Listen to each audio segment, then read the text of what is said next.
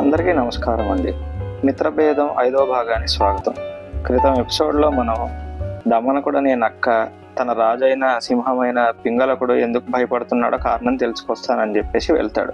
అక్కడికి వెళ్ళి ఆ రాజు భయానికి కారణం సంజీవకుడు అనే ఎద్దు అరుపులని గ్రహిస్తాడు. తనకి అడ్వాంటేజ్ అయ్యేలాగా రాజు దగ్గరికి పోయి సంజీవకుడు శివుడి రిషభము ఇక్కడికి అతిథిలాగా వచ్చాడు, మనం దాన్ని తీసుకొద్దామని చెప్పేసి అని సంజీవకుడి దగ్గరికి వెళ్ళి పింగళకుడి దగ్గర నీకు అభయం ఇప్పించాను, నువ్వు అక్కడికి రా, కానీ నాకు హెల్ప్ఫుల్గా ఉండాలి, ఇప్పుడు నా ఈ హెల్ప్ నువ్వు గుర్తుపెట్టుకోవాలి అని చెప్పేసి అంటాడు. సంజీవకుడిని అక్కడికి తీసుకెళ్ళాక సింహానికి ఎద్దుకి మైత్రి కుదురుతుంది. ఆ తర్వాత ఏం జరిగిందో ఇప్పుడు తెలుసుకుందాం. రాజు పింగళకుడు దమనకుడిని కరటకుడిని తన మంత్రుల కింద చేశాడు. మన సంజీవకుడికి చాలా శాస్త్రాలు తెలుసు. అతను ఆ కథలు పురాణాలు అన్నీ పింగళకుడు చెప్తా ఉంటాడు. రాను రాను వాళ్ళిద్దరిలో మంచి మైత్రి కుదురుతుంది. రాజు సంజీవకుడు మైత్రి వల్ల సత్సంగం వల్ల చాలా హ్యాపీగా ఉంటాడు. యదృచ్ఛయాప్యుపనతం సకృత్ సజ్జన సంగతం భవత్యదరం అత్యంతం నాభ్యాసక్రమం ఈక్షతే. అన్ఎక్స్పెక్టెడ్గా అయినా ఒక్కసారి సజ్జనులతో సాంగత్యం కుదిరితే వాళ్ళతో ఎంతసేపు భాషించినా బోరు కొట్టదు. కానీ ఆ రాజు తన ఆటవిక ధర్మాన్ని వదిలేశాడు. ఆ సింహం పూర్వం తన పరివారాన్ని మొత్తానికి వేటకెళ్ళి ఆహారాన్ని సమకూరుస్తూ ఉండేది. కానీ సంజీవకుడితోటి ప్రతిరోజు సద్గోష్ఠిలో పడి అతను మొత్తం తన పరివారాన్ని వదిలేశాడు. ప్రవేశం కూడా లభించడం మానేసింది ఇతరులకు. ఎంత దాకా అంటే తన మంత్రులు కరటక దమనకులు కూడా లోపల ప్రవేశం రావడం ఆగిపోయింది. తక్కిన జంతువులకి వారి ఆహారం వాళ్ళే సమకూర్చుకోవాల్సి వచ్చేది కాబట్టి ఆ రాజును వదిలేసి ఒక్కొక్కళ్ళే వెళ్ళిపోయారు. చివరికి ఆ కరటక దమనక మంత్రులు ఇద్దరే మిగిలి ఉన్నారు. అంతే కదండి, ఒక యజమాని ఎంత మంచివాడైనా తన ఎంప్లాయీస్కి అతని వల్ల ఏమాత్రం లాభం చేకూర్చకపోతే ఆ యజమానిని వదిలేసి ఎంప్లాయీస్ వెళ్ళిపోతారు. అదే ఆ యజమాని చాలా హార్ష్గా ఉన్నా కూడా ఎంప్లాయీస్కి లాభపడితే ఆ యజమానిని అంటుపెట్టుకునే ఉంటారు, ఎక్కడికి వెళ్ళరు. అలాగే పింగళకుడిని వదిలేసి తక్కిన జంతువులన్నీ వెళ్ళిపోయాయి.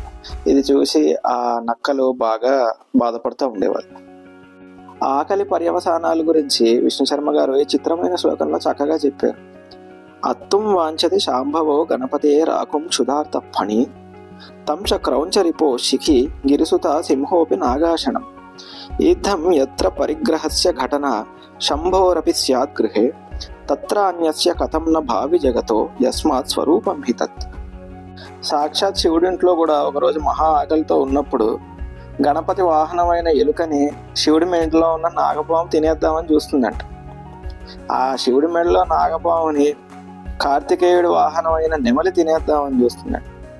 ఆ నెమలిని పార్వతీ వాహనమైన సింహం తినేయాలని చూస్తుందంట. సాక్షాత్తు మహేశ్వరుడి ఇంట్లోనే ఇలా ఉన్నప్పుడు తక్కిన జగత్తులో ఆకలి సమస్యల గురించి చెప్పాల్సిన అవసరం ఏముంది అని చాలా గమ్మత్తుగా విష్ణు శర్మ గారు ఇక్కడ వాడారు. దమనకుడు కరటకుడితోటి, మిత్రమా, మంత్రులు అయినా సరే మనం పనికిరాని వాళ్ళం అయిపోయాము, ఈ రాజేమో ఆ సంజీవకుడిని పట్టుకుని అందరినీ వదిలేశాడు, అందరూ రాజుని వదిలేశారు, ఇప్పుడు ఏంటి మన కర్తవ్యం అని నిట్టూరుస్తాడు. అప్పుడు కరటకుడు, రాజు అడక్కపోయినా రాజుకు ప్రాపర్గా అడ్వైస్ చేయాల్సిన బాధ్యత మంత్రుల మీద ఉంటుంది. ఎందుకంటే అలా చెయ్యకపోతే ప్రజలు మళ్ళా తర్వాత మంత్రులను తిడతారు.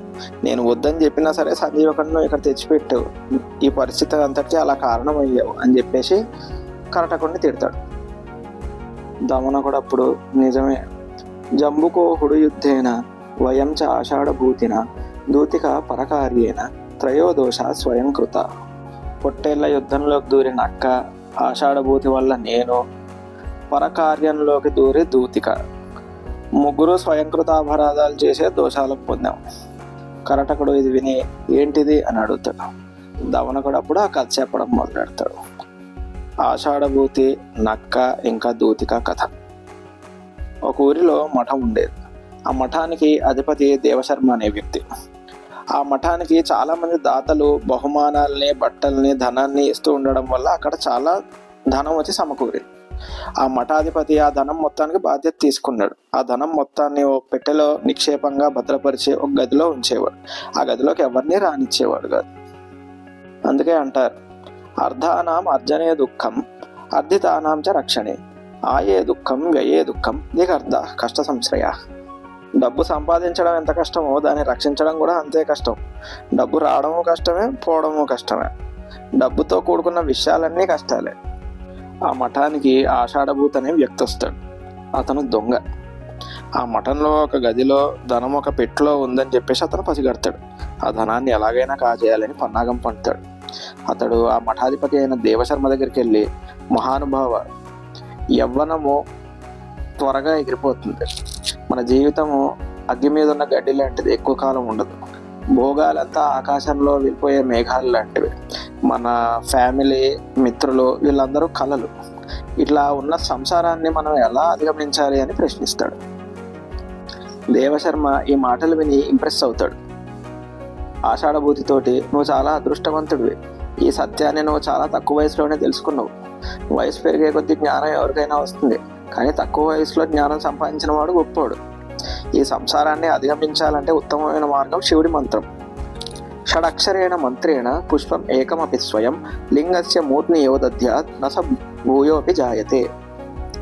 ఓం నమ శివాయ అనే షడక్షర మంత్రాన్ని జపిస్తూ ఒక్క పువ్వుని లింగం మీద పెట్టినా అతనికి మళ్ళీ పుట్టుక ఉండదు అని ఉపదేశం చేస్తాడు. ఆషాఢభూతి వెంటనే దేవశర్మ కాళ్ళ మీద పడి, అయ్యా మీరే నాకు శివదీక్షని ప్రసాదించాలి అని చెప్పేసి వేడుకుంటాడు. దేవశర్మ అప్పుడు, సరే నేను నీకు శివదీక్షను ప్రసాదిస్తాను, కానీ నువ్వు ఈ మఠానికి రాత్రులు ఇక్కడ ఉండకూడదు. ఎందుకంటే ఒక రాజు తప్పుడు ఉపదేశం వల్ల, యతి వేరే వాళ్ళతో కలవడం వల్ల, ఒక శిశువు అతన్ని విపరీతంగా ప్యాంపరింగ్ వల్ల, ఒక విద్యార్థి చదువుకోకుండా ఉండడం వల్ల, ఒక కుటుంబము దుష్టతనయుల వల్ల, స్నేహము సహృద్భావం లేకపోవడం వల్ల, ధనము, రాంగ్ డెసిషన్స్, ఇంకా సరైన నాయకత్వం ఉండకపోవడం వల్ల, ఒక ఆడది అత్యావేశము ఇంకా గర్వం వల్ల, వ్యవసాయం వచ్చేసి మధ్యలో వదిలేసి వెళ్ళిపోవడం వల్ల నాశనం అవుతాయి. అందుకని నువ్వు లోపల రాకుండా యతిలాగా బయటనే పడుకోవాలి అని చెప్పేసి అంటాడు. ఆషాఢభూతి అందుకు అంగీకరిస్తాడు. దేవశర్మ అతనికి మఠం ద్వారం పక్కనే ఉన్న ఒక కుటీరంలో ఆశ్రయం కల్పించి శివదీక్షని ప్రసాదిస్తాడు. శాస్త్రానుసారం అతన్ని తన శిష్యుడు చేసుకుంటాడు.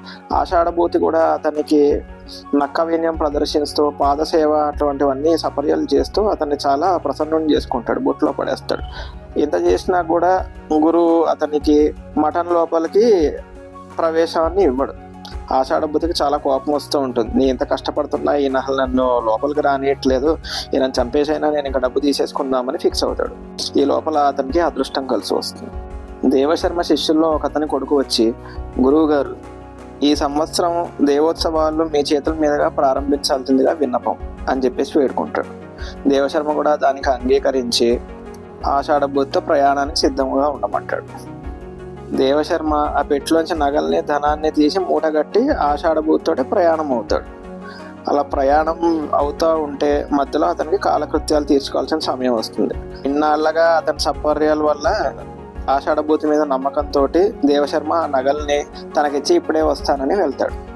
అలా వెళ్తున్న దారిలో 2 పొట్టేళ్ళు యుద్ధం చేసుకోవడం గమనిస్తాడు. అవి భయంకరంగా కొట్టుకుంటూ ఉంటాయి, రక్తాలు గారిపోతూ ఉంటాయి. ఆ రక్తం వాసనకి అక్కడ ఒక నక్క వస్తుంది.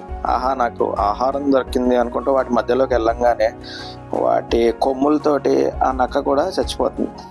ఇదంతా చూస్తూ ఉంటే దేవశర్మ కొంచెం బాధపడతాడు నక్క కోసం. దేవశర్మ ఇట్లా వాటి యుద్ధంలో లీనమై ఉండగా ఆషాఢభూతి దొరికిందే ఛాన్స్ కింద ఆ మూటను పట్టుకుని పారిపోతాడు. అప్పుడు దేవశర్మ ముందుకెళ్ళి కాలకృత్యాలు తీర్చుకుని వచ్చే సమయానికి ఆషాఢభూతి అక్కడ ఉండడు. వెంటనే మూర్ఛపోతాడు. కొద్ది సమయానికి తేరుకుని తను మోసపోయానని గమనిస్తాడు. ఆషాఢభూతి, ఎంత పని చేసేవు అసలు నువ్వు, దీనికోసం నా దగ్గర శిష్యుడి కింద నటిస్తూ నన్ను ఇంత వంచన చేస్తావా అని చెప్పేసి నిట్టూరుస్తాడు. కొంతసేపటికి తేరుకుని ఆషాఢభూతి చెప్పుల ఆనవాళ్ళని చూస్తూ అతను ఎక్కడికి వెళ్ళాడో అని చెప్పేసి వెతుక్కుంటూ వెళ్తాడు. తర్వాత ఏం జరిగింది అనేది మనం వచ్చే భాగంలో తెలుసుకుందాం. అంతదాకా సెలవు. నమస్కారం.